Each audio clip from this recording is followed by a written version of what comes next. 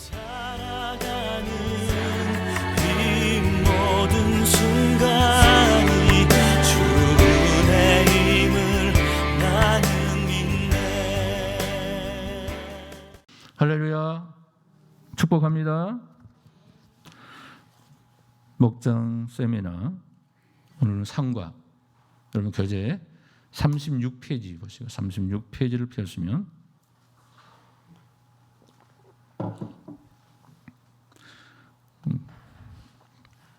지난주처럼 답안을 가실 때 드릴 테니까 급하게 답안 작성하는데 분주하지 않도록 여러분들에게 유인물을 다 드리겠습니다. 답 못 썼다고 너무 걱정하지 마시고요. 답 못 쓴 부분은 집에 가서 답안을 보시고 기록하면 됩니다. 듣는 것이 가장 중요하니까. 오늘 과는 목장교회, 셀교회 주의 만찬과 뭐가 나오죠? 세례식. 뭐 침례교에서는 침례식이라고 그러죠. 교단마다 달라요. 그래서 뭐 그 자체가 다른 게 아닌데 이름 그 어떤 단어를 쓰는 데 있어서 다르죠.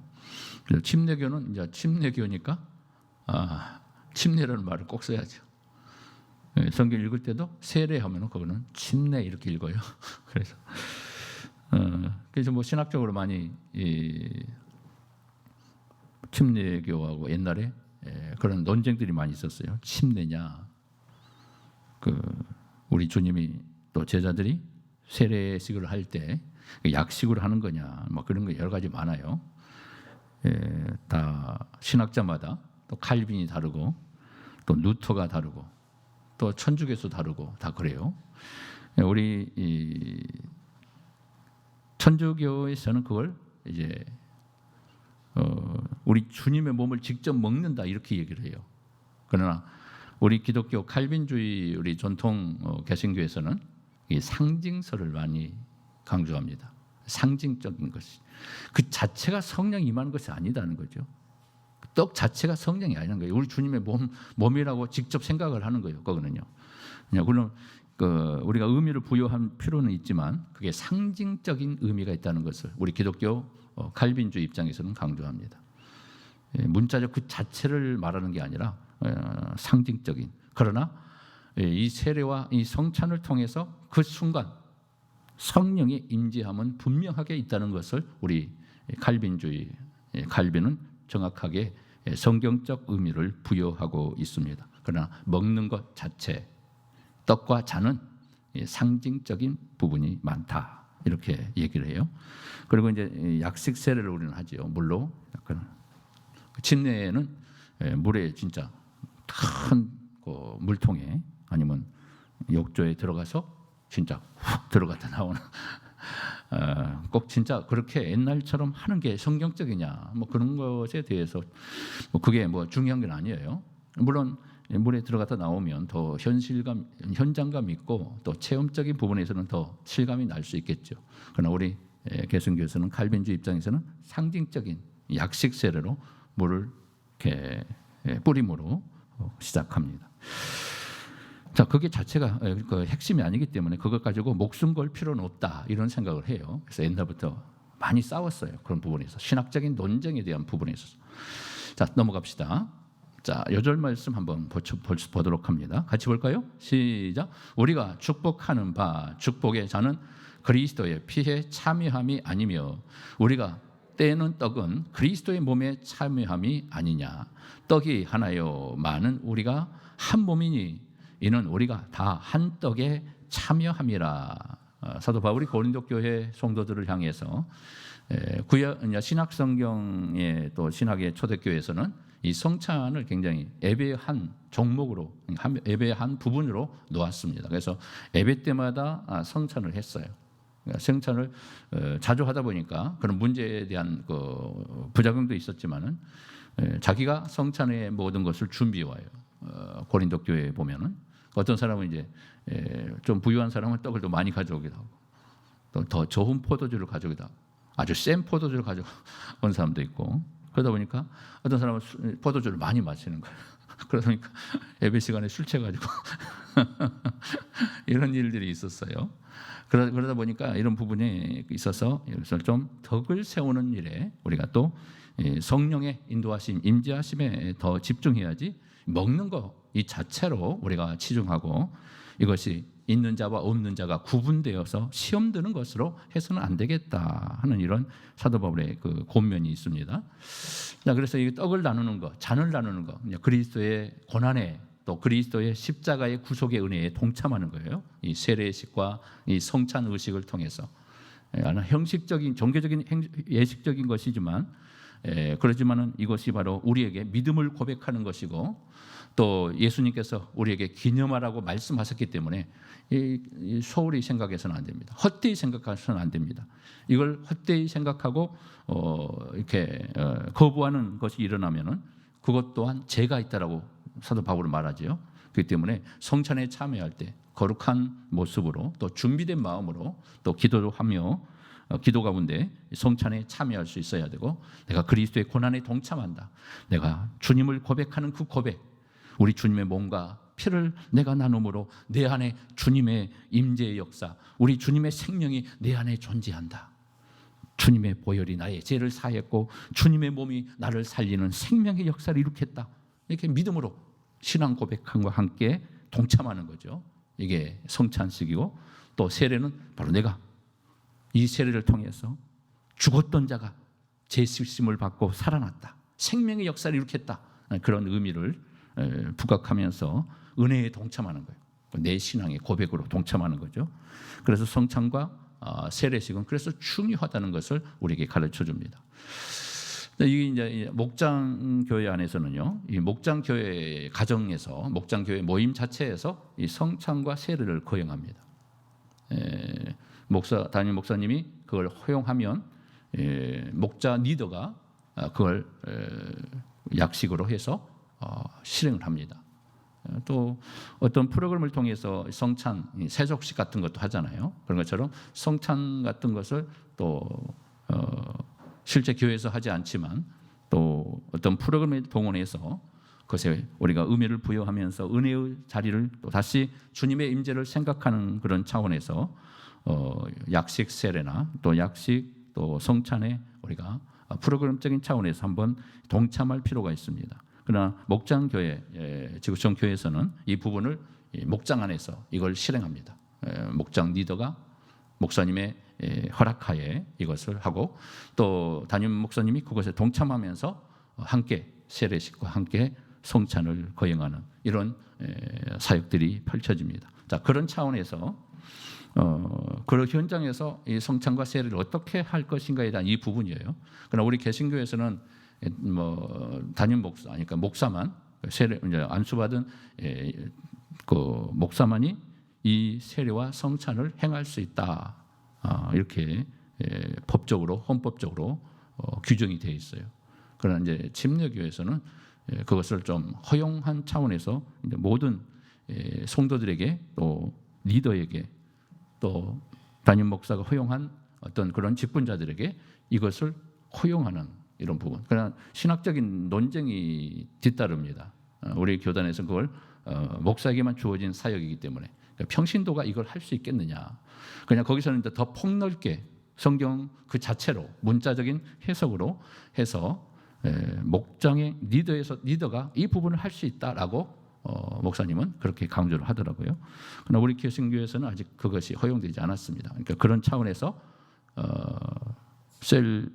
그리고 목장 교회가 이런 만찬과 성찬과 세례를 어떻게 목장원들에게 동원하고 있는가, 그들에게 실행하고 있는가, 이 부분을 여러분들이 좀 이해하시면서 들었으면 좋겠습니다.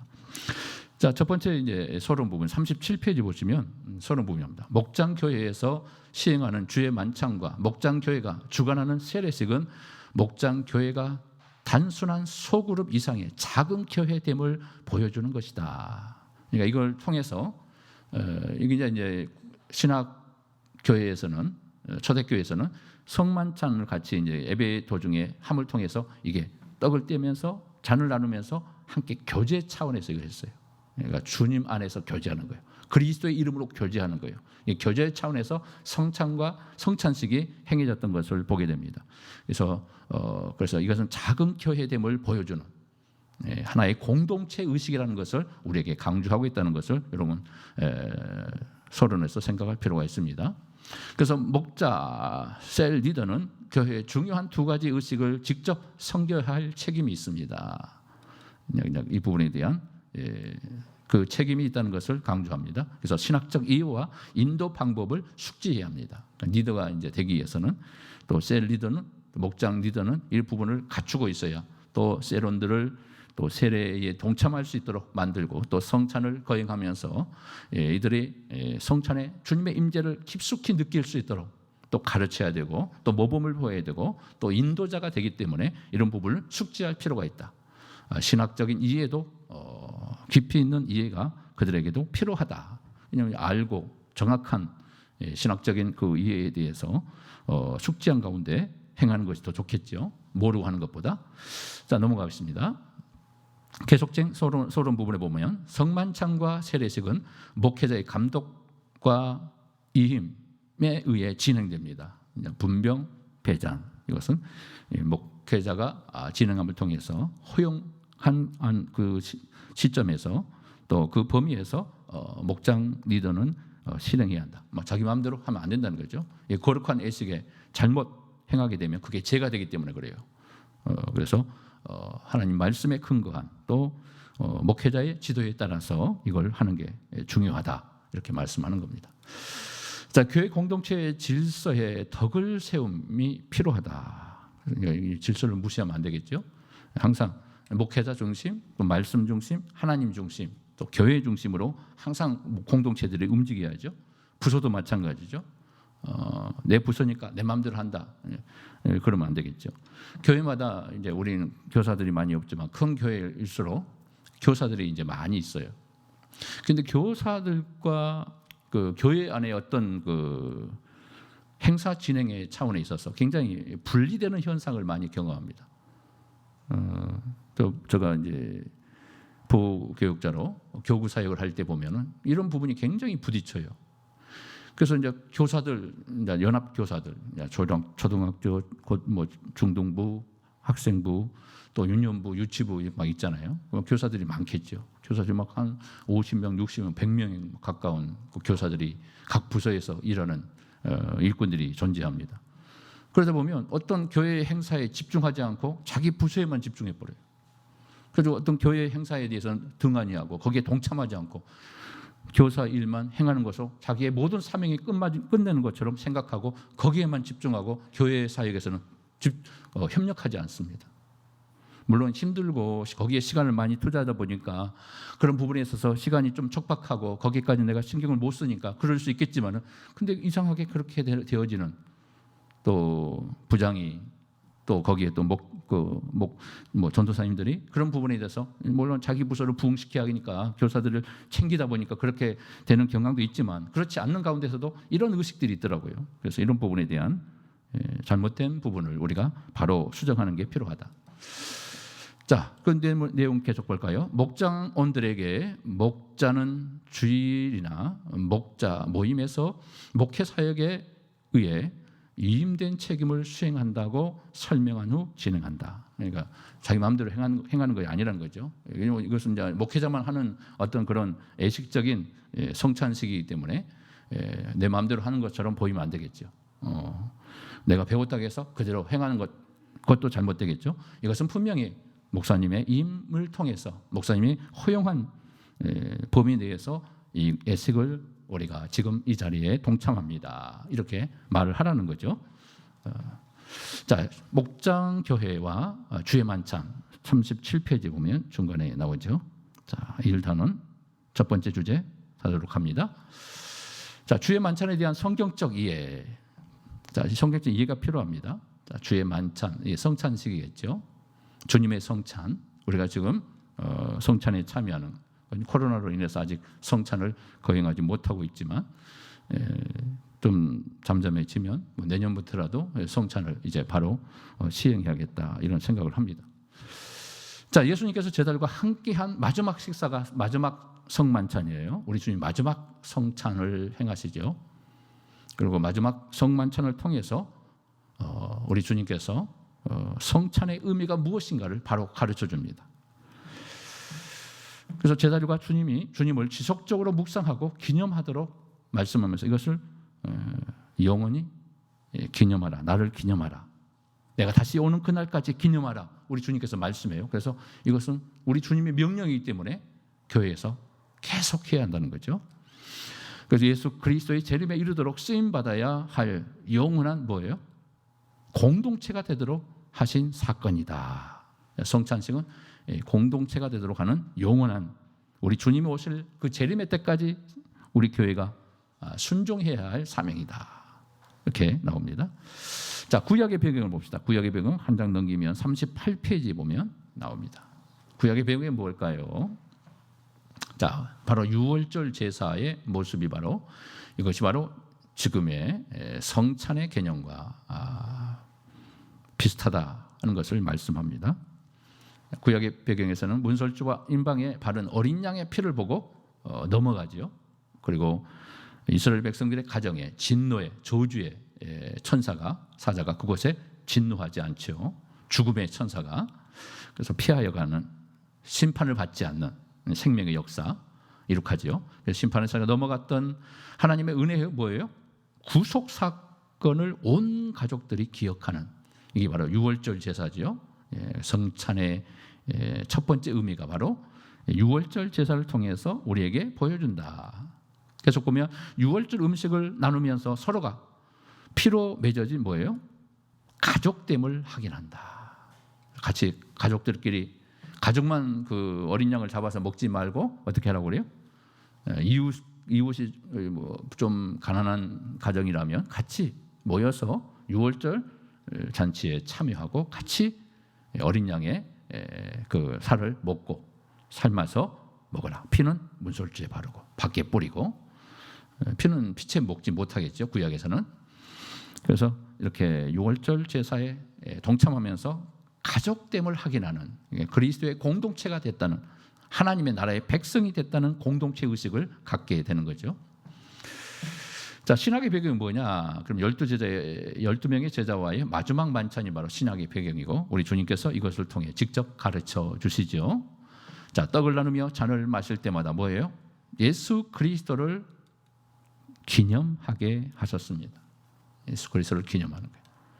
예수 이름으로 하고 떡은 우리 주님의 몸을 상징하는 상징적인 거죠.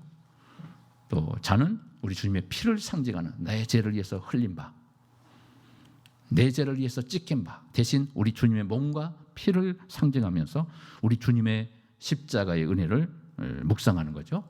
굉장히 중요한 게 우리의 구원에 직접적인 연관된 부분이 바로 이 부분이에요. 그래서 성찬에 참여하면서 주님을 고백하는 거예요. 신앙의 고백의 현장이에요. 그래서 중요하다는 거예요. 자, 예수 그리스도의 중심으로 한 뭐예요? 기념의 공동체, 곧 신학의 성찬 공동체, 민중신학자들은 밥상 공동체라는 걸 불렀다고 해요. 민중신학은 좀 교단적으로 얘기하면은 좀 기장에서 많이 옛날에 좀 운동권적인 차원에서 말을 했죠.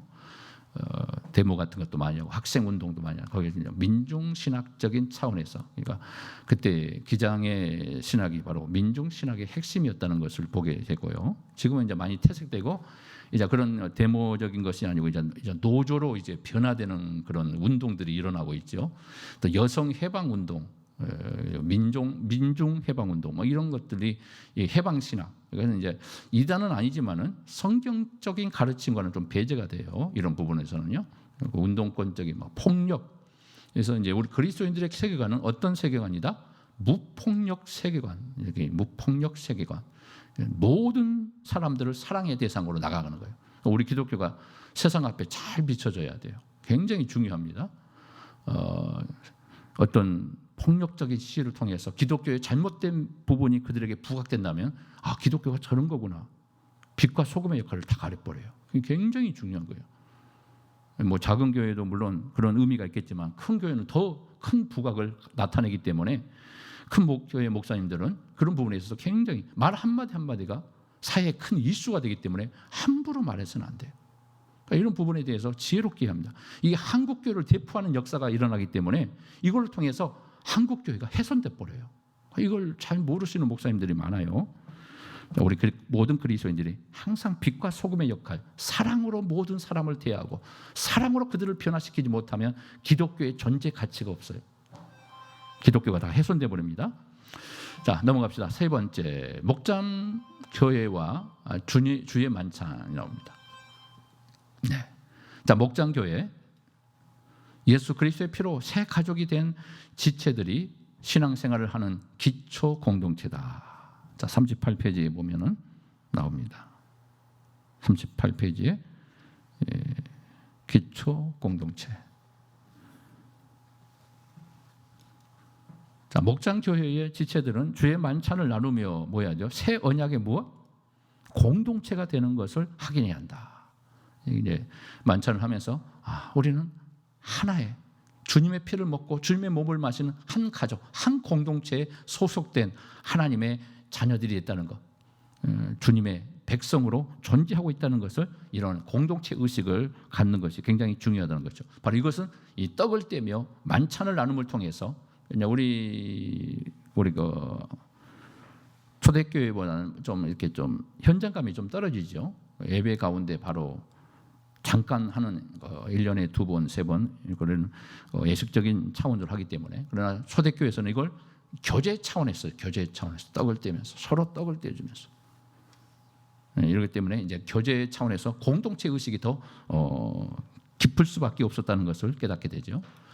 자, 넘어갑시다. 두 번째, 목장 교회에서 주의 만찬을 할 때 주의해야 할 요소들 뭘까요? 1번 38페이지 1번 보면 나오죠. 자, 목장 교회는 신앙 공동체를 탄생하게 한 예수 그리스도의 뭐다? 죽으심을 기억합니다. 목장교회에서 신앙의 공동체로 그래서 주님의 죽음을 기억하는 것, 성찬의 의미를 통해서 이렇게 생각하죠. 자, 성경 말씀 볼까요? 마가복음 14장 21과 25절에 보면 이렇게 나옵니다. 앞에 화면 보고 같이 읽어봅니다. 시작. 그들이 먹을 때에 예수께서 떡을 가지사 축복하시고 떼어 제자들에게 주시며 이르시되 받으라, 이것은 내 몸이니라 하시고 또 잔을 가지사 그들에게 주시니 다 이를 마시매 이렇게 나와요. 우리 주님께서 성찬을 행할 때 어떤 모습이었나 성경이 정확하게 나오죠. 자, 24절 이르시되 이것은 많은 사람을 위하여 흘리는 나의 피 곧 언약의 피니라. 진실로 너희에게 이르노니 내가 포도나무에서 난 것을 하나님 나라에서 새 것으로 마시는 날까지 다시 마시지 아니하리라 하시니라. 예, 아멘. 새 언약의 피라는 것을 부각하지요. 구약은 옛 언약이고 신약은 새 언약이에요. 우리 주님이 오셔서 이제 새 언약을 시작하십니다. 그래서 구약은 옛 언약의 말씀이고 신약은 새 언약의 말씀. 이렇게 신약과 구약이 이렇게 갈라진 거죠. 자, 두 번째 목장교회 39페이지 보면 이제 두 번째 단원이 나옵니다. 이 그리스도의 피로 맺어진 공동체 곧 하나님의 뜻을 중심으로 하는 새 뭐예요? 가족임을 기억하고자 합니다. 가족 의식, 공동체 의식, 이게 굉장히 교제의 차원에서 일어나고 또 한 몸이라는 차원에서 이 부분을 강하게 부각하고 인식할 필요가 있다라고 이렇게 가르쳐요. 종교적인 어떤 예식으로 행사로 우리가 참여하는 것이 아니라 의미 있는 우리 공동체, 구원받은 하나님의 백성들이 성찬에 함께 한 구원의 백성이 되어 한 몸이 되어 참여하고 있다는 것을 이렇게 기억하라는 것이고, 그런 차원에서 성찬이 실행되어야 한다는 것을 가르쳐줍니다. 자, 성경 볼까요? 마가복음 3장 33절 35절에 보면 이렇게 나옵니다. 같이 봅시다. 대답하시되 누가 내 어머니이며 동생들이냐 하시고 둘러 앉은 자들을 보시며 이르시되 내 어머니와 내 동생들을 보라. 누구든지 하나님의 뜻대로 행하는 자가 내 형제요 자매요 어머니니라.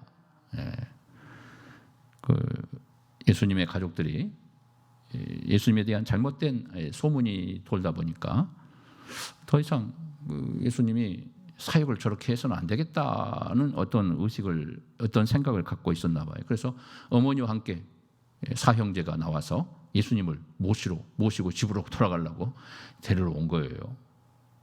이제 가족적 차원에서 했겠죠. 인간적 가족으로 생각했기 때문에 그때까지는 아직 그들이 믿음이 없었어요. 예수님의 가족에서도 예수님을 아직 믿지 않았어요. 구원자라는 사실을 믿지 않았어요. 나중에 성령 받고 나서 그들이 믿고 그들이 이제 교회 사역에 뛰어들고 초대교회의 큰 중추적인 역할을 감당하게 되는 그런 사역이 있게 되죠. 자, 그 전에는 그래서 예수님 앞에 이런 더 이상 사역을 해서는 안 되겠다라고 데리고 가기 위해서 오니까 우리 주님이 말씀하는 거예요. 누가 내 가족이냐, 내 형제냐? 하나님의 뜻대로 행하는 바로 저 제자들이 바로 내 형제고 내 자매요 형제고 내 어머니다. 이렇게 말을 해요. 내 가족은 뭐냐? 영적 가족을 얘기하는 거죠. 자, 세 번째 39페이지 계속 보면 세 번째 나옵니다. 한 떡과 한 잔에 참여함으로써 우리가 그리스도 안에서 뭐예요? 한 몸임을 되새겨 보아야 합니다. 자, 한 몸. 자, 넘어갑시다. 자, 성경 볼까요? 고린도전서 10장 16절 17절 시작. 우리가 축복하는 바 축복의 잔은 그리스도의 피에 참여함이 아니며 우리가 떡을 떼는 떡은 그리스도의 몸에 참여함이 아니냐. 떡이 하나요 많은 우리가 한 몸이니 이는 우리가 다 한 떡에 참여함이라. 자, 떡 자체가 상징적인 걸 얘기하고 바로 그리스도의 몸에 동참하고 있고 그리스도의 구원에 동참하는 사건이라는 것을 부각하죠. 먹는 자체가 의미가 있는 것이 아니라 참여하고 한 가족으로 한 몸으로 한 떡에 속한 자로 이 예식에 참여하게 된 것이다. 왜 이걸 가지고 다투느냐 이렇게 얘기하는 거예요. 고린도 교회에서 이 성찬 문제로 다툼의 사건들이 벌어지기 시작할 때 사도 바울이 이 부분을 다루어 냅니다.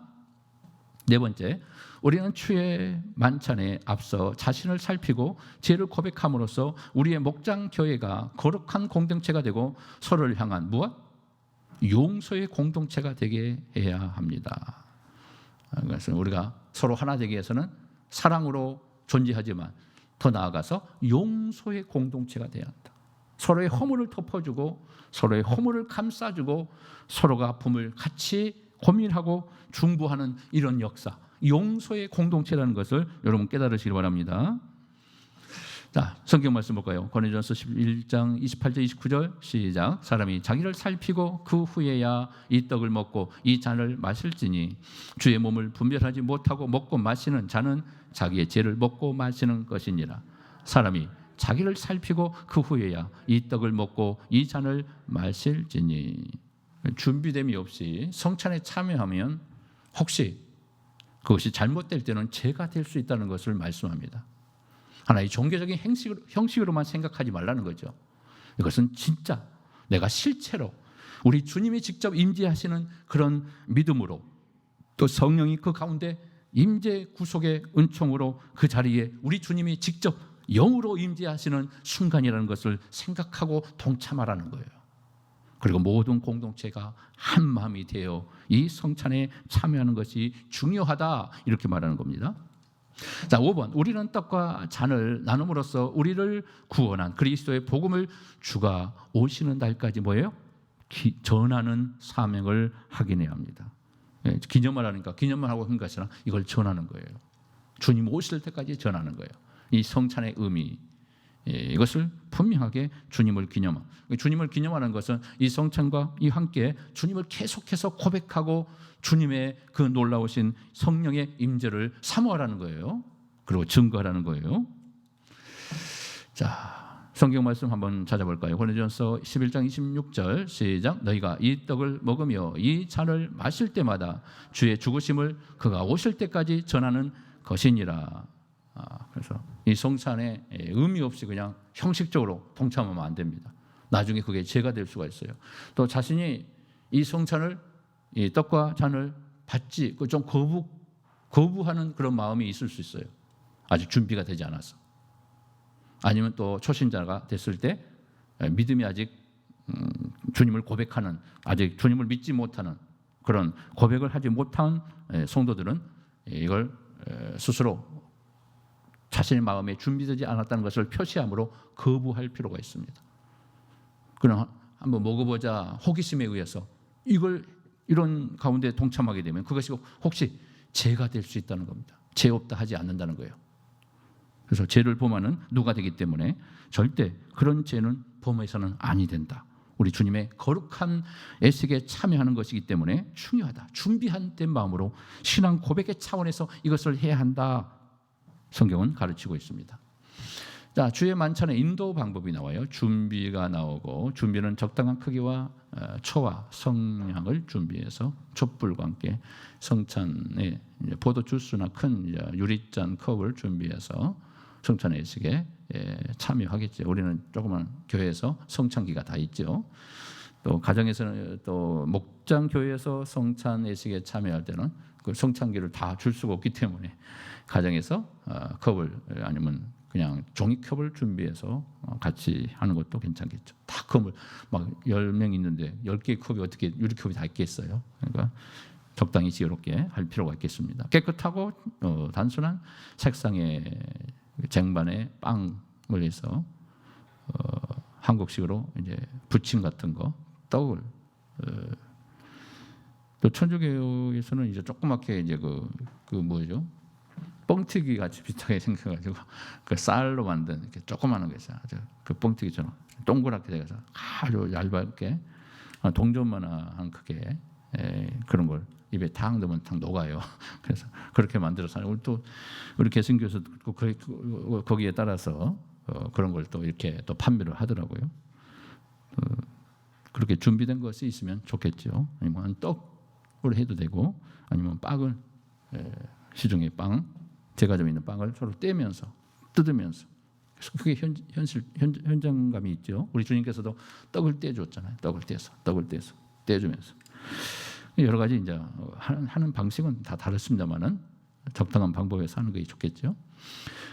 성찬 우리가 할 때 성찬 보가 있고 성찬기가 다 있죠. 이렇게 해서 하지만 또 그 목장교에서 이렇게까지 다 준비해서 하려고 하면 굉장히 돈이 또 들다 보니까 준비되면 할 수 있겠고, 이것은 나중에 우리가 실천하는 문제이기 때문에 그렇게 중요한 건 아닙니다. 네 번째 보면 주의 십자가와 대속의 죽음과 관련이 있는 찬송가 또는 주의 만찬과 연관이 있는 복음성가 한 곡을 부르면서 주님을 깊이 묵상하지요. 잔잔한 경음악도 있으면 좋겠죠. 시행을 어떻게 하냐? 목자, 리더는 주의 만찬을 임의로 시행해서는 안 된다. 교회가 정해준 기간에 담임 목사로부터 주의 만찬을 나눌 수 있는 권한을 위임받은 후 시행해야 한다. 이게 잘못 행해지면 이게 또 죄가 되고, 또 이걸 허용한 목회자가 결국 그걸 허용하고 잘못된 방법으로 행해지면 목회자 책임이에요. 그래서 조심하게 주의를 갖추고 해야 한다. 이렇게 얘기합니다. 자, 촛불을 켜는 것으로 주의 만찬의 시작을 알리고 약 1분간 침묵기도, 흐름을 성만찬에 진행하는 과정을 한번 상상해 보세요. 우리 교회 안에서 행하는 거 여러분 다 경험하시죠? 시작을 알리고 1분간 침묵기도를 하지요. 경험하기 나오고 우리 주님의 십자가를 묵상하겠죠. 찬송가를 부르면서 주님의 은혜를 찬양하면서 찬양을 통해서 또 고백하고 주님의 십자가의 은혜를 또 묵상하겠죠. 세 번째, 이제 마태복음 26장 26과 30절을 낭독하고 목장원들이 주님께 마음을 집중해야 합니다. 자, 같이 한번 읽어볼까요? 시작. 그들이 먹을 때에 예수께서 떡을 가지사 축복하시고 떼어 제자들에게 주시며 이르시되 받아서 먹으라, 이것은 내 몸이니라 하시고. 자, 계속 볼까요? 또 잔을 가지사 감사 기도하시고 그들에게 주시며 이르시되 너희가 다 이것을 마시라, 이것은 제 사함을 얻게 하려고 많은 사람을 위하여 흘리는 바 나의 피 곧 언약의 피니라. 그러나 너희에게 이르노니 내가 포도나무에서 난 것을 이제부터 내 아버지의 나라에서 새 것으로 너희와 함께 마시는 날까지 마시지 아니하리라 하시니라. 아까 보았죠.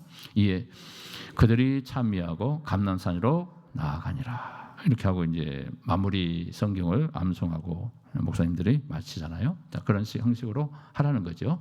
주의 만찬을 대하기에 부끄러운 죄와 허물들을 고백하는 기도. 요한일서 1장 9절 제3의 확신을 가운데 임하도록 해야 한다. 뭐라고 유명한 말씀 나오죠. 요한일서 1장 9절 만일 우리가 우리 죄를 하답하면 그는 미쁘시고 의로우사 우리 죄를 사하시며 우리를 모든 불의에서 깨끗하게 하실 것이요. 고백할 때 우리 주님께서 죄를 용서해 준다는 거예요. 그러니까 마음에 담고만 있으면 안 돼요. 고백해야 돼요. 또 서로가 서로를 용서하는 것에 차원에 있다라면 서로가 요 죄를 고백하면서 뭐 깊은 죄까지 뭐 막 허심탄회하게 다 얘기한다고 얘기하면 안 되겠죠. 개인적인 그런 문제가 생기기 때문에 그냥 서로 같이 이런 부분에서 서로 오해를 했다든가 그러면 서로 같이 용서의 기도를 하는 거죠. 내가 용서합니다. 괜찮습니다. 저도 이해합니다. 하면서 서로 같이 화답하면서 용서하며 또 중보의 기도를 드리는 그런 것이 필요한 거죠. 그래서 그런 자리로 성만찬을 할 때에 이런 죄를 고백하는 시간이 필요하다 이렇게 말씀해요. 목자가 주의 만찬의 의미를 간단히 설명한 후에 이 부분을 묵상하면서 1분 정도 묵상 기도를 하는 겁니다. 예수님께서 하나님의 선택된 속죄 어린 양으로 오셔서 하나님의 기뻐하시고 복된 아들로 오히려 십자가에서 상처를 받으시고 깨어지사 거룩한 피를 흘리심으로 우리에게 제사함과 구원을 선물로 주신 것을 기억하고 기념합니다. 그러니까 이것은 바로 주님의 십자가를 기념하는 겁니다. 이렇게 설명하는 거예요. 우리는 이것을 통해 새로운 피조물 또 축복받는 하나님의 자녀로 또 이것을 이웃에게 나누는 이런 삶으로 나아가며 묵상해야 합니다 하면서 또 가르쳐 주는 거죠. 믿지 않는 형제 자매가 왔을 때 이제 이 부분에 대한 부분은 이제 이것을 받을 것인가 받지 않을 것인가 만찬에 대한 설명으로 떡을 받을 건가 먼저 묻고 하라는 거죠. 그리고 그것을 받을 수 있다라면 영적 기도도 좋고 그 순간 성찬을 받고 믿음을 고백하는 시간이 되는 것도 중요하다는 거죠. 초신자가 왔을 때는. 그래서 목자는 한 사람에게 떡을 위한 감사 기도를 부탁해야 합니다.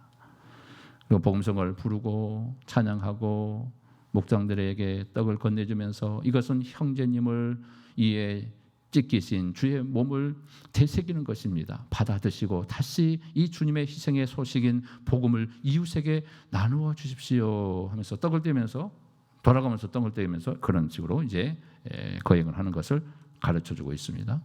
떡을 받은 사람은 받은 후에 잠시 기다렸다가 옆 사람의 떡을 건네주면서 이와 같은 방법으로 또 전해줍니다. 이건 주님의 몸이십니다. 그리고 이것을 모든 이웃들에게 당신도 전하십시오. 이렇게 찬양을 하고 또 떡과 잔을 옆에 사람들에게 건네주면서 그들을 축복하는 말을 하면서 축복합니다. 주님의 구원의 축복이 함께하기를 바랍니다.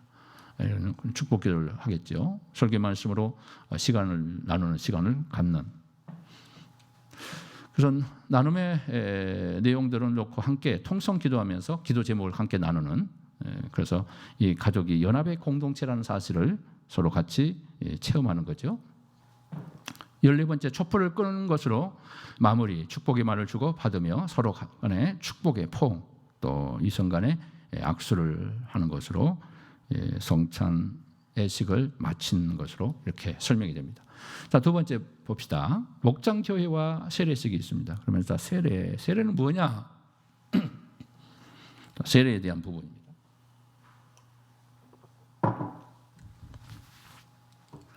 44페이지 보세요. 교재 보면 44페이지 많이 왔죠.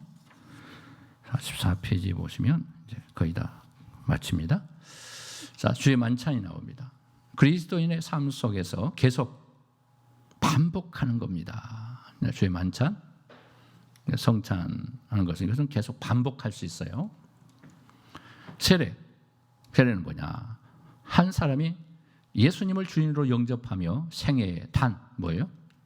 한 번 경험하는 거예요. 만찬은 성찬식은 계속 고백하는 자, 성찬이 있을 때만 계속 동참할 수 있어요. 그러나 세례는 한 번 받는 거예요. 천주교에서 영세를 받으면 개종했다고 해서 우리 개성교회 와서 또 세례를 받으면 안 돼요.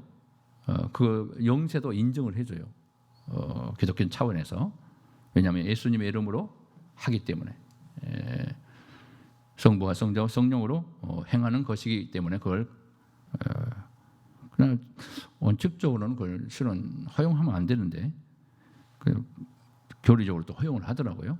그래서 그런 부분에 있어서도 더 성경적 접근이 더 필요하지 않겠나 이런 생각을 해요. 개종했으니까 다시 새롭게 하는 게 더 좋을 수도 있죠. 그러나 이제 믿음을 고백하는 차원에서 그것은 단 한 번 있는 것이기 때문에 그런 차원에서 한 것 같아요.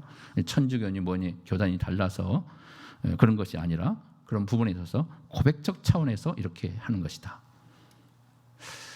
자, 세례에 대한 성경적 이해를 생각해 봅니다. 우리 주님은 마태복음 28장에 소위 지상 명령에서 너희는 가서라고 말씀하셨습니다. 자, 45페이지에 보면 나와요. 45페이지 세례에 대한 성경적 이해. 그리고 믿지 않는 이웃들에게 가서 복음을 전할 때 일어나야 할 다음의 일은 뭐죠? 아버지와 아들과 성령의 이름으로 뭐하여? 세례를 주는 것입니다. 우리 주님께서 말씀하신 마지막 지상 명령에서 중요한 이 세례에 대한 이 부분을 설명하죠. 너희는 가서 가르치고 그들에게 삼위일체 이름으로 세례를 주어라 이렇게 명령을 하시죠. 이 세례에 대한 이 부분. 그래서 옥장교회와 세례식 첫 번째 문제 나옵니다. 로마서 6장 3절과 5절에 의하면 세례의 의미를 설명해 보십시오. 자, 성경 읽어볼까요? 무릇 그리스도 예수와 합하여 세례를 받은 우리는 그의 죽으심과 합하여 세례를 받은 줄을 알지 못하느냐. 그러므로 우리가 그의 죽으심과 합하여 세례를 받음으로 그와 함께 장사되었나니 이는 아버지의 영광으로 말미암아 그리스도를 죽은 자 가운데서 살리심과 같이 우리로 또한 새 생명 가운데서 행하게 하려 함이라. 만일 우리가 그의 죽으심과 같은 모양으로 연합한 자가 되었으면 또한 그의 부활하심과 같은 모양으로 연합한 자도 되리라. 예. 자, 이 연합에 대한 세례에 대한 영적 의미를 부각시켜줘요. 방금 읽었던 것처럼 그리스도와 합하여 내가 세례를 받았다. 그러니까 그리스도와 함께 죽은 거예요. 우리는 제가 죽으심에 대해서 설교할 때도 이 부분을 여러분들에게 얘기하는 거예요. 내가 십자가에 함께 죽어 영적으로 함께 죽어버린 거예요. 이미 주님이 죽어서 내가 믿으니까 내가 구원받고 그 구원이 내게 전가된 게 아니라 십자가의 현장은 뭐냐? 바로 내가 함께 거기서 죽은 거예요. 그래서 제가 완전히 주님과 함께 주님의 용서와 함께 다 속죄가 된 거예요. 그게 제 정가 또 우리 주님이 대신 지심으로 우리와 함께 주님과 함께 접붙인 자가 되었기 때문에 우리는 세례를 받은 것이다. 십자가에서 우리는 세례를 받는 거야. 거기서 용서의 역사가 일어난 거예요. 하나님이 그걸 보시고 우리 죄를 용서하시는 겁니다. 직접 용서하신 거예요. 세례를 받았다. 그래서 주님과 함께 다시 우리는 그래서 연합한 자가 되었고 하나 된 역사가 일어났다. 왜? 함께 죽었기 때문에 연합한 자고 함께 하나가 된 거예요. 우리 주님과 함께 하나가 됐어요. 십자가의 현장에서. 그리고 부활과 함께도 우리도 같이 주님이 연합된 자이기 때문에 주님의 부활에 동참하게 될 것입니다. 믿으십니까? 네, 이거예요. 세례에 대한 의미가 이것을 우리에게 부각시켜줘. 제사함만 받고 물로 씻었다 이것만 아니라 거기에 연합된 존재가 됐다는 것을 부각하고 사도 바울은 더 깊이 들어가고 있죠. 영적인 차원에서. 자, 이거 봅시다. 답에 대해서 보면 45페이지 정답은 예수 그리스도와 연합, 죽음, 장사지는 부활. 이게 다 연합이에요. 우리 주님과 연합된 자, 주님과 하나 된 자. 그래서 주님의 구원이 나의 구원, 주님의 부활이 나의 부활이 된 줄 믿습니다. 자, 두 번째 뭐예요? 사도행전 16장 13절과 15절에 의하면 초대교회에서는 세례식이 강가에서 이루어진 것으로 보입니다. 믿는 자들의 세례가 믿지 않는 자들에게 어떻게 보였을까요? 나와요. 46페이지에 한 장을 넘기시면 두 번째. 자, 성경 말씀 볼까요? 같이 읽어봅시다. 시작. 안식일에 우리가 기도할 곳이 있을까 하여 문 밖 강가에 나가 거기 앉아서 모인 여자들에게 말하는데 두아디라 시해에 있는 자색 옷감 장사로서 하나님을 섬기는 누디아라 하는 한 여자가 말을 듣고 있을 때 주께서 그 마음을 열어 바울의 말을 따르게 하신지라. 여기 빌립보 교회가 마케도니아 유럽의 첫 관문 빌립보 교회가 시작되는 그 시점이에요. 이 누디아의 가정에서 빌립보 교회가 시작됩니다. 그래서 굉장히 사도 바울의 칭찬을 받는 여종이었죠. 자, 그와 그 집이 다 세례를 받고 어떻게 해요? 우리에게 청하여 이르되 만일 나를 주 믿는 자로 알거든 내 집에 들어와 유하라 하고 강권하여 머물게 하니라. 거기서 이제 빌립보 교회가 시작되게 된 겁니다. 누대의 가정에서. 구약에는 아니고 초대교회에서는 이제 교회 건물이 그렇게 중요하지 않았어요. 요즘에서야 교회 막 건물이 막 중요하게 되고 건물이 없으면 또 모일 수가 없으니까. 초대교회에서는 건물 자체가 거의 없었어요. 교회는 가정이에요. 가정교회. 목장 교회가 바로 가정교회처럼 초대교회처럼 그렇게 되어졌다는 거예요. 가정에서 모이고 가정에서. 그리고 이제 전체 또 주일날에는 연합된 장소에서 해당에서 모여서 또 예배도 드리고 그렇게 했죠. 가정 자체가 교회가 되었던 것을 보게 됩니다. 자, 정답을 보면 46페이지 그 정답은 예수 그리스도를 믿는 신앙 고백의 표현, 선포식이다. 세례는 선포하는 거예요. 신앙 고백의 선포. 그래서 이 사람이 예수 그리스도를 구원의 백성으로 또 그리스도를 고백하는 자로 하나님 앞에 서게 됐습니다. 그래서 이 사람은 세례 받아기에 마땅한 존재라는 것을 우리 모두가 알기에 그에게 세례를 줍니다. 이에게 세례를 베풉니다. 세례를 베풀 때도 그렇게 초대교회에서 그랬죠. 내가 그래서 물에 바로 내려가서 고백하는 걸 보면 바로 세례를 주었습니다. 주님이 명령했기 때문에.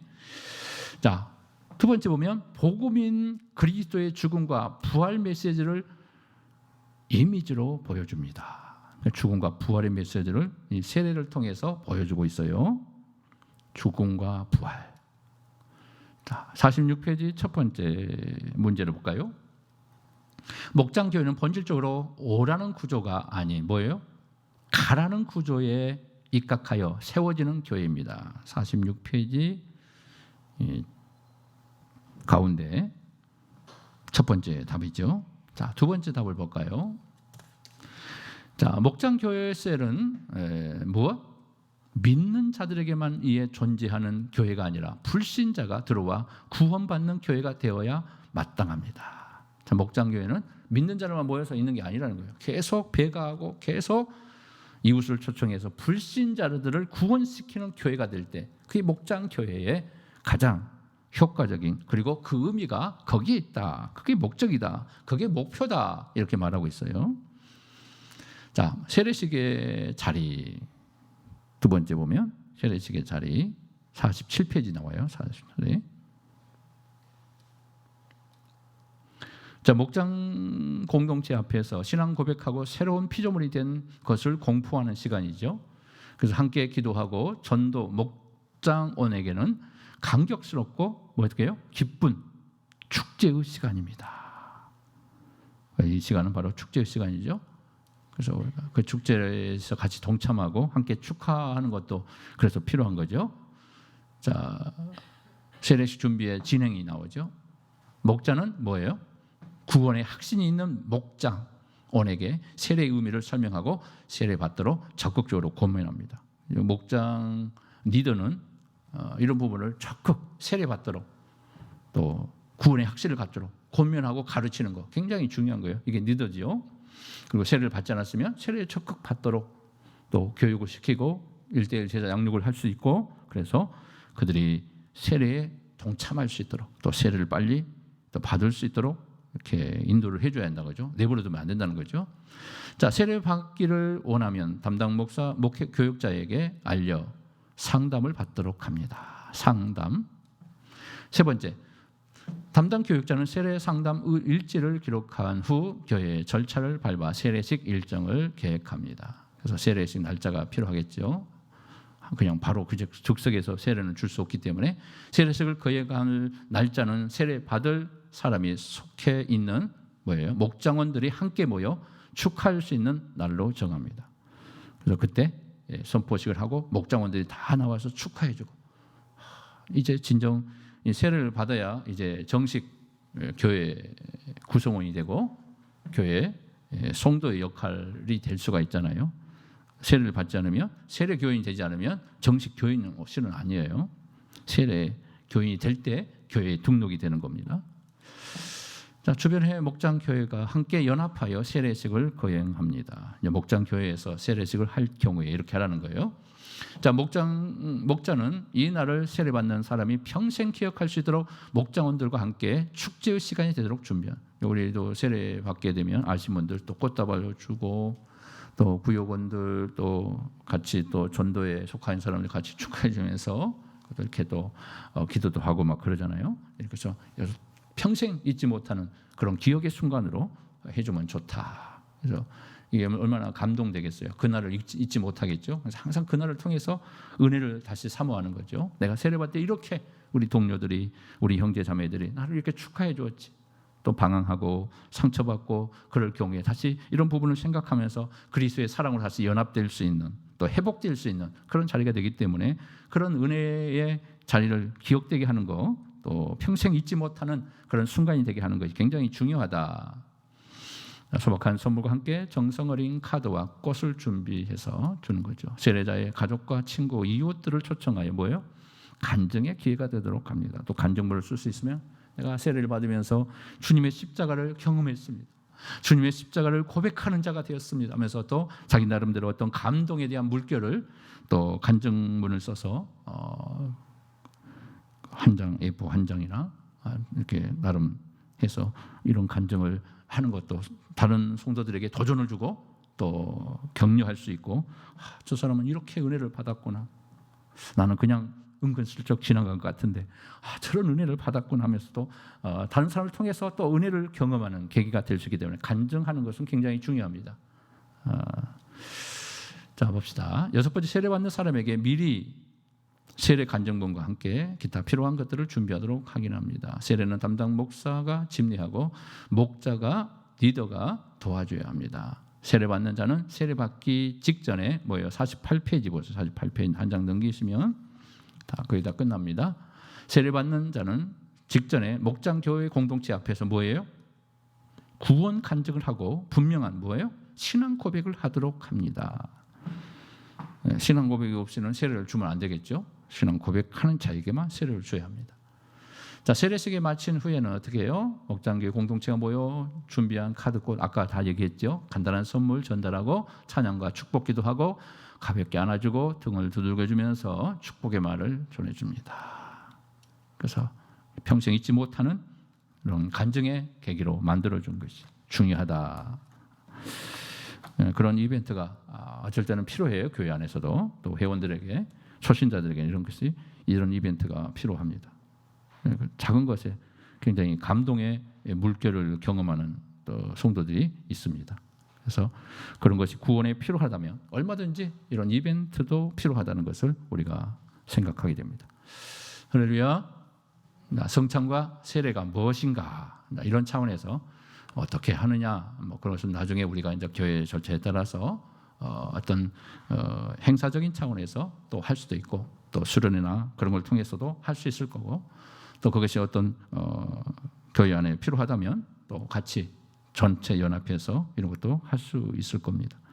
촛불 예배도 많이 드리잖아요. 촛불 예배 드리면서 죄도 고백하고 자기가 적었던 죄들, 그 조그마한 새 그릇에 불을 태워서 죄를 다 이렇게 속하는, 옛날 수련회 가서 그런 행사를 많이 했는데, 그런 것도 하나의 어떤 우리의 죄를 하나님께 고백하고 또 속죄의 역사를 경험하는, 체험하는 그런 좋은 계기가 되기 때문에 이런 이벤트 행사도 필요하다고 생각을 합니다. 아버지 학교 같은 데 가보면 거기서는 이제 세족식을 해요. 부모가 자식을 발을 시켜주면서 섬김의 모습을 보여주고, 아내와 남편이 함께 동참함을 통해서 남편이 아내의 발을 씻어주면서 세족하면서 주님이 섬김으로 보였던 것처럼 남편이 아내의 발을 씻겨주면서 낮은 자리에서, 겸손한 자리에서 아내를 섬겨주는, 나는 섬김의 종입니다. 거기서 막 남편들도 아내들도 막 눈물 펑펑 쏟으면서, 지금 한 20년 넘어갑니다만 그때 아버지 학교 그 온누리교회에서 많이 하고 있죠. 온누리교회에서 지금도 계속 하는데 전국에 걸쳐서 그런 단체들이 많이 생겼죠. 초기에는 굉장히 엄청난 그 센세이션을 일으켜가지고 아버지의 기도, 아버지 학교에 대한 그 부흥이 막 일어났죠. 지금 많이 좀 또 그래도 하나의 인기적인 또 프로그램 쪽으로 나가다 보니까 그게 또 퇴색되고 이제는 더 이상 그 부분을 하는 교회들이 많이 없더라고요. 아무튼 거기에서 그런 은혜를 경험한 적이 있습니다. 자, 그래서 교회 안에서 이런 행사적인 차원도 필요하겠다 생각을 합니다. 그래서 우리가 유익한 믿음의 삶, 또 우리 앞으로 목장 교회가 더 유익한 공동체, 어떤 구역의 모임으로 존재하는 것이 아니라 이제 한 몸이 되고 그리스도의 형제 자매로서의 아름다운 공동체, 그리고 목장 교회가 주님이 인정하는 참된 작은 교회가 되어서 하나님의 뜻을 이룩하며, 그래서 교회가 더욱더 확장되고 더 활동적, 역동적 역할을 감당할 수 있는 축복의 교회로 우리 교회가 그렇게 쓰임받도록 우리 모두 동참하고 또 기도하는 우리 모두가 되기를 주님의 이름으로 축복합니다.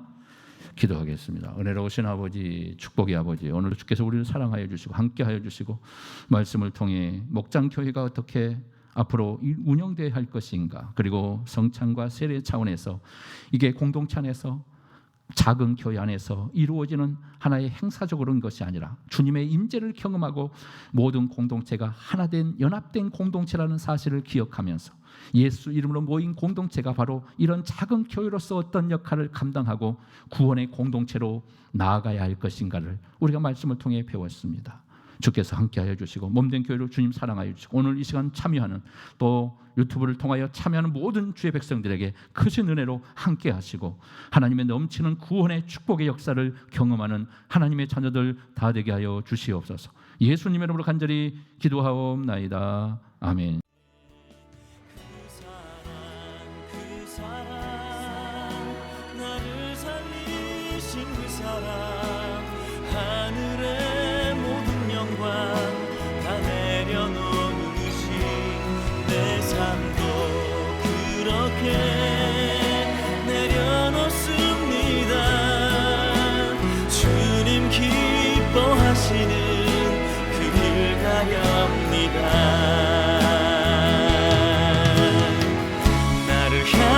그 사랑 온 땅을 덮고 나를 주님의 길로 인도해 주시네. 그 사랑 나를 살리신 그 사랑 하늘의 모든 영광 다 내려놓으신 내 삶도 그렇게 내려놓습니다. 주님 기뻐하시는 그 길 가렵니다. 내 삶도 그렇게 내려놓습니다. 주님 기뻐하시는